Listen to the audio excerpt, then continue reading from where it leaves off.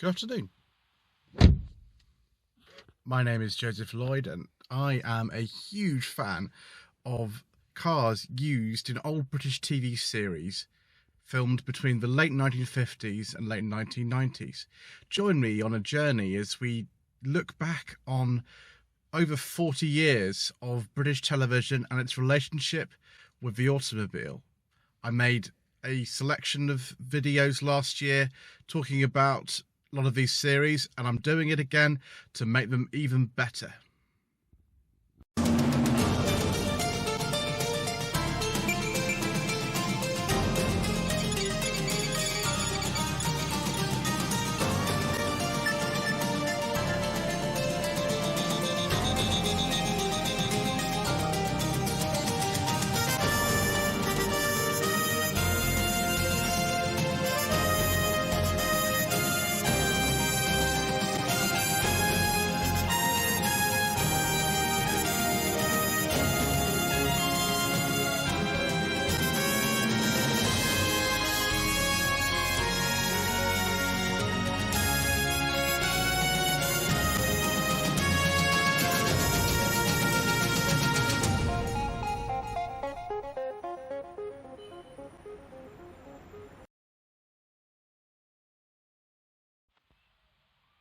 Yesterday we talked about a series that I predominantly remember from the 1990s, although it was broadcast an awful lot either side of that bill.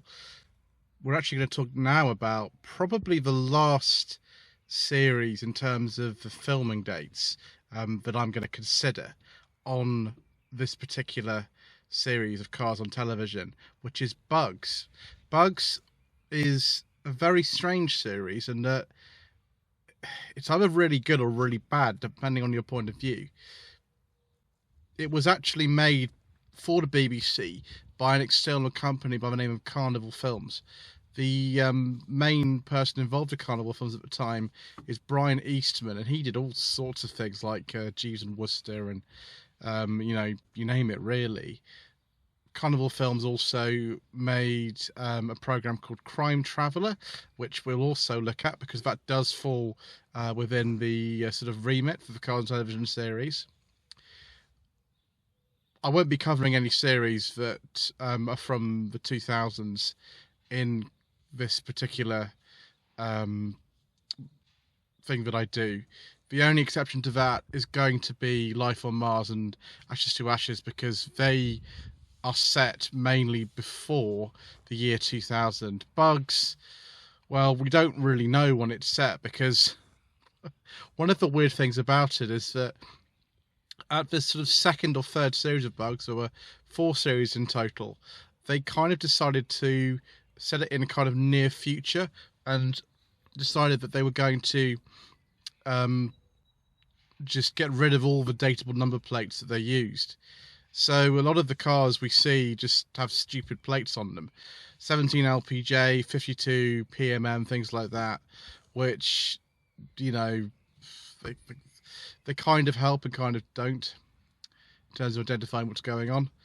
They relaxed that policy for the 4th series, and for the 1st series, that wasn't really it. But Bugs itself evolved quite a lot from the start to the end. It was filmed between 1994 and 1998 and broadcast between 1995 and 1999. In the 1st series, the main characters are Ros, Beckett, and Ed. And Ros is played by Jay Griffiths, Beckett is played by Jesse Birdsall, and Ed is played by Craig McLachlan. They come together because Ros is working independently for an organisation called Gizmos Incorporated, which is her own company. Beckett is working for a top secret government installation called The Hive, but he gets subsequently kind of sacked from that. So the first episode is called Out of the Hive, and that's the sort of journey of him coming from there into joining the Gizmos team, which he eventually does. And Ed's a helicopter pilot who you see right at the beginning of the first episode, Out of the Hive, and he is involved in a big helicopter chase and the other helicopter he's following gets blown up. It's pretty ludicrous, to be honest, like a lot of things in Bugs. But he can, abseil and all sorts of stuff, and he kind of gets recruited by the end of the episode into their team. During the second series, they encounter a gentleman by the name of Roland Blatty, who runs the Bureau of Weapons, and they get kind of subcontracted to work the Bureau of Weapons. They didn't really want to, but they end up doing that. And then in the third and fourth series, they end up being asked to kind of rebuild the Bureau of Weapons, which is being destroyed, because Roland Blatty kind of goes insane in a way that I won't sort of give away now. You'll have to watch some of the episodes in the second series to see what happens to him. But they reform a thing called Bureau 2, and they get a chief who's called Jan, played by Jan Harvey, and her sort of secretary or kind of underling, I would sort of say, who's quite good at martial arts. Really, she's a bit more effective than she looks, but she's not my favourite character really. A lady called Alex, played by Paula Hunt. So the team goes from 3 people at the start to 5 at the end, and there's kind of office romances going on. Alex is a gentleman friend. Roz and Beckett, do they get together or don't they? It's worth saying, though, that for the fourth series, they decided to replace Craig McLachlan with an actor called Stephen Horton. And Stephen Horton is okay. He's from the sort of Midlands and North. I can't remember which one it is. He's definitely not from the South of England anyway. But he's not very good. He's very bland. I mean, Craig McLachlan, I wouldn't say is possibly the most charismatic actor I've ever seen. He was very, very popular in the late 80s and 90s, but I wouldn't say he was the most charismatic actor. But compared with Stephen Horton, he's all right. I mean, he played a fireman on London's Burning, as far as I know. But yeah, he's not the best. The weird thing about Bugs is that it had a lot of input from Brian Clemens, who was the creator of the New Avengers and the Professionals, who had worked extensively on the Avengers. Some of the episodes are written by him, and he describes Bugs as Avengers for the 1990s, which it really isn't.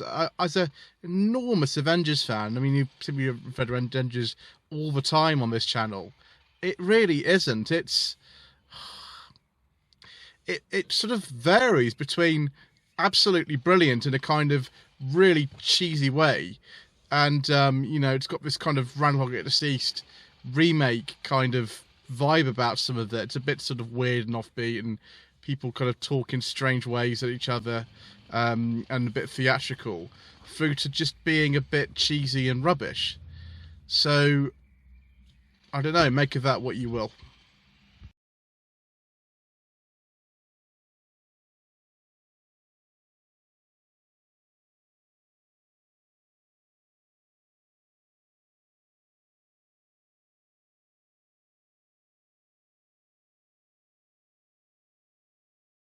Right, that's enough of my rant about Bugs. Let's talk about some of the cars that they used in the series. So for the first series, we're definitely in 1994, 1995, because the main cars all date from that era. So Roz, she starts off with a Peugeot 205 GTI 1.6 in Out of the High, but that gets completely wrecked. So we end up with the steering wheel. It's not very funny, the gag about the steering wheel at the end, but Roz is quite a driver and tends to destroy cars.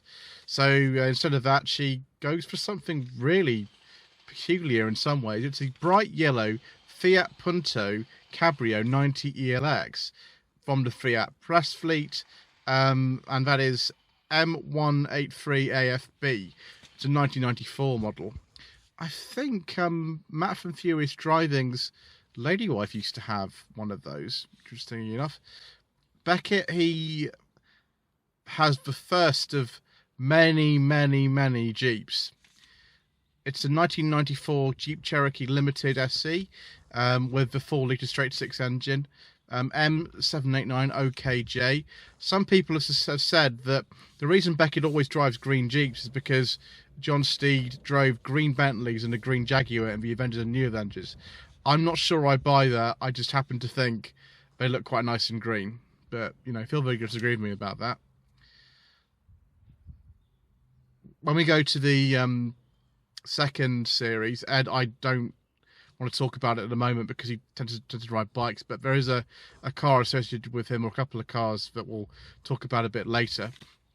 Second series, we're on non-dateable plates now. So Roz has a Ford Escort SI Mark 6 Cabriolet from 1995 in the second series, and that has a non-dateable plate on it, 52 PMM. Beckett, we think he's changed his Jeep Cherokee because it's got a slightly different interior on it, and it's not a limited SE, it's just a limited. But that's 17 LPG. You'll see that plate used on this car right away through to the end of the series. In the third series, the cars which Beckett and Roz use, Roz also gets a Jeep, actually, funnily enough, in the third series. It's a Jeep Grand Cherokee, this one. It's a black one, and 40 limited P887 JKP. Obviously, it goes without saying that these cars were supplied by Chrysler UK. The one supplied to Beckett does, I think, have a plate associated with it other than 17 LPJ in the third series, which is P728 GKP. The Grand Cherokee was 97, this is a 96, although they're very close in date, a couple of months apart maybe.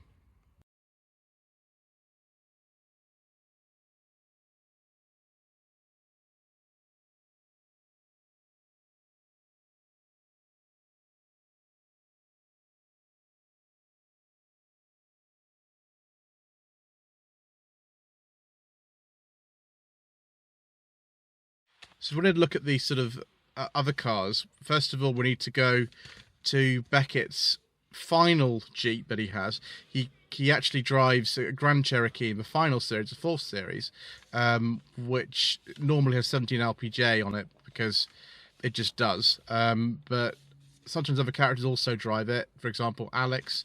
And when you see the normal plate, that's R474BKO.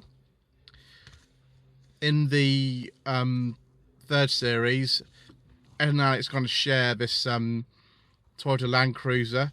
It's a Land Cruiser VX. It's got a non-dateable plate on it. I think it's 945 DJO. In the fourth series, there's another Land Cruiser that Ed uses.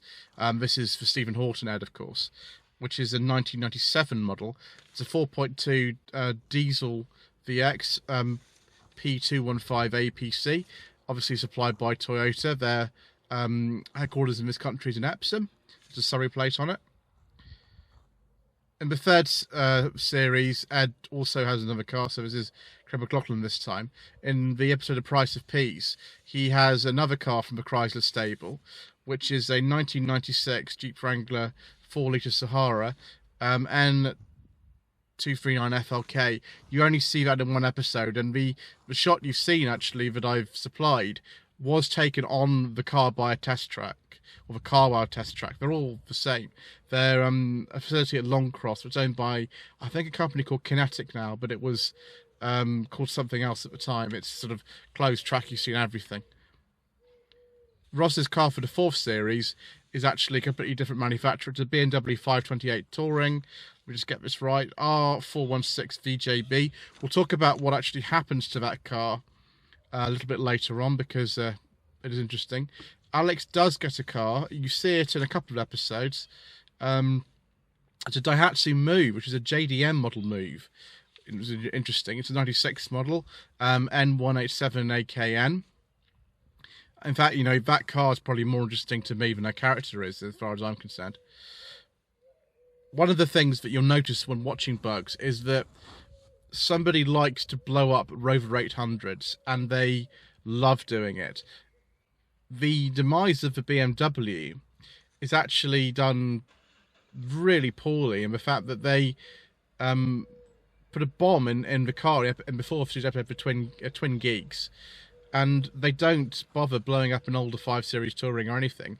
They blow up a 1992 Rover 800, and you would have seen the image for that. and they've put some stupid headlights that don't fit in it properly.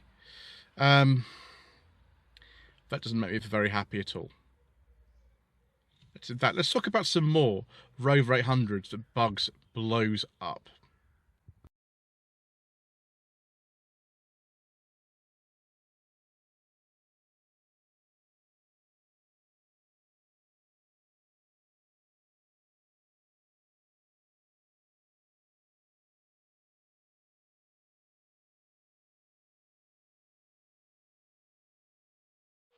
In the first series episode, Manna from Heaven, a 1987 Rover 820i, D430NOX, is blown up after it goes underneath a lorry.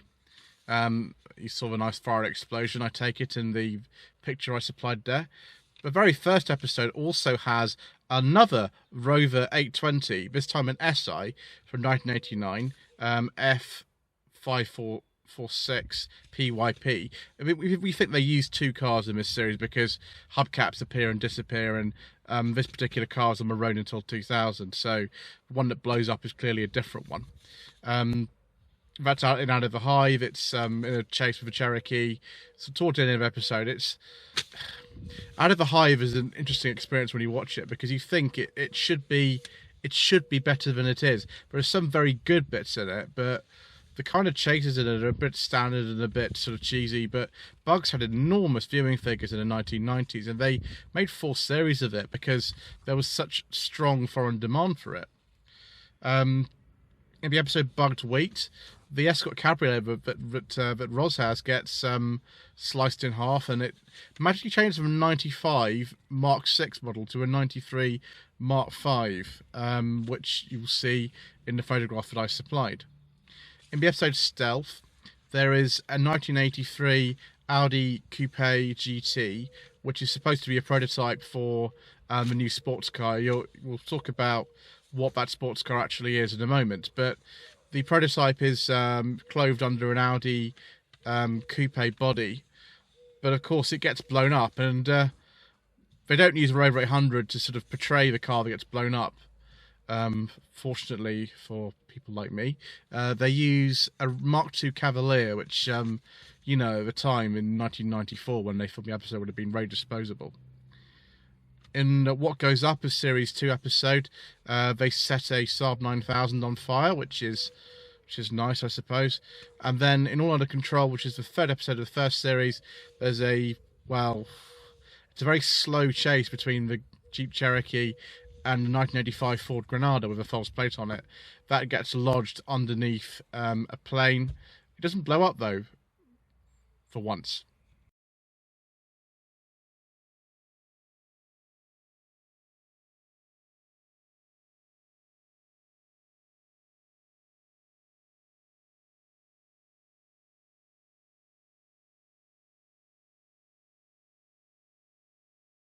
Now, in Stealth, which is that episode from the series when I talked about where it features the Audi Coupe and then the blown up Vauxhall Cavalier, the car that actually they want to the launch is based on the McLaren F1. They don't call it the McLaren F1, it's called something else.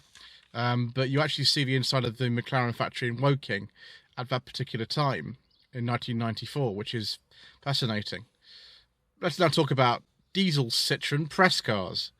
I knew you were looking forward to that bit. In the episode Down Among the Dead Men, which is the 4th episode of the first series, there is a 1993 Citroen Xantia 1.9 diesel SX. I knew you were looking forward to that. L84 GJB Citroen press car.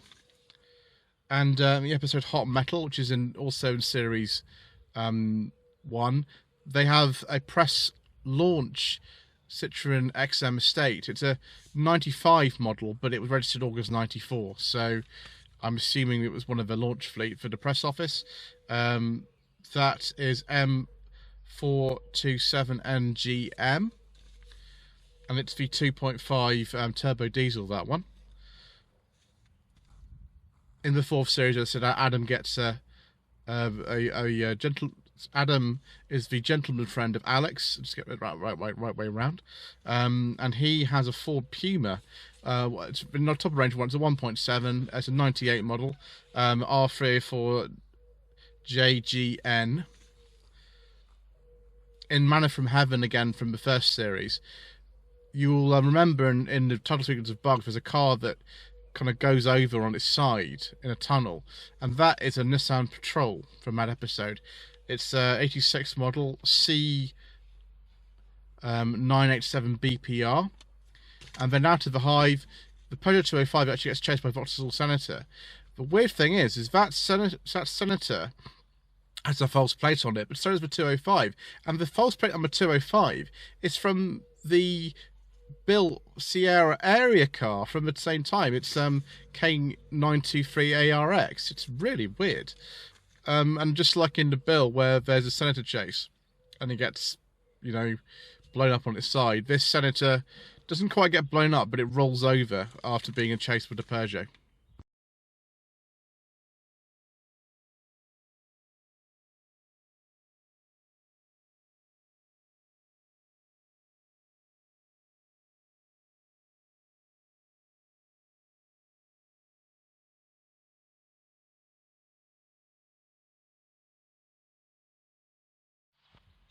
So I haven't got time to talk about every single car in Bugs, but we will just finish off here with a few more tasty morsels. In the episode Absent Friends, which is the fourth season premiere episode, there is a 1998 Mercedes V230 Ambiente R481TLB. I assume that's supplied by Mercedes-Benz UK. In the episodes Fugitive and The Enemy Within, there's a 1992 Rover Mini Coupe. It was badged under Rover at that time. And that is used to great effect in two different kind of fast-following sequences. They put a plate on it in the last episode of the whole series, Enemy Within, as if it's a 1997 model, but it's not really, because you can see inside the car's got no airbag, and those were introduced, I think, in 1995. So, yeah, more fakery. In Sacrifice of Science from the fourth series, there's a very nice Volvo V70 T5 Estate. R875 VBM, quite possibly a Volvo press car, but I'm not entirely sure. The character Jan Harvey, in the fourth series, she has a couple of Ford Scorpios. One of them has definitely been identified as a 2.3 Gear X. It's a facelifted Scorpio, so it's one of the last ones ever made. It's R294 DJN. And later on, she gets a very similar car. I don't know if they're exactly the same. They might be. Just a different plate. R286 JGN. One of the most interesting cars in the entirety of Bugs is in the season 2 episode A Cage for Satan, and that's a Portuguese Alta. I didn't really know what one of those was, but it's a 1990 Alta, which is kind of an off-roader type thing. I don't see very many of those at all over here. Finally, of course, we'll end on something that actually blows up, because they love explosions in Bugs, and it's a Mercedes T1 that gets blown up in the episode Schrodinger's Bomb right at the end. So there we are. Those are some of the cars used in the series Bugs. Is it worth watching in 2020? I don't really know. It's up to you. If you can stand the incredibly sort of cheesy explosions and somewhat kind of wooden acting and slightly over theatrical performances, then quite possibly. But it's certainly not in any shape or form as good as The Avengers. I'm sorry to Brian Clemens. May he rest in peace, but I don't agree there. Anyway, please don't forget to subscribe to the channel if you haven't already done so for more videos coming out, including Crime Traveller, as I've threatened. Don't forget to like this video, leave a comment below, visit my Instagram, Lloyd Vehicle Consulting, and also my Facebook page, www.lloydvehicleconsulting.co.uk. Thank you ever so much indeed for watching.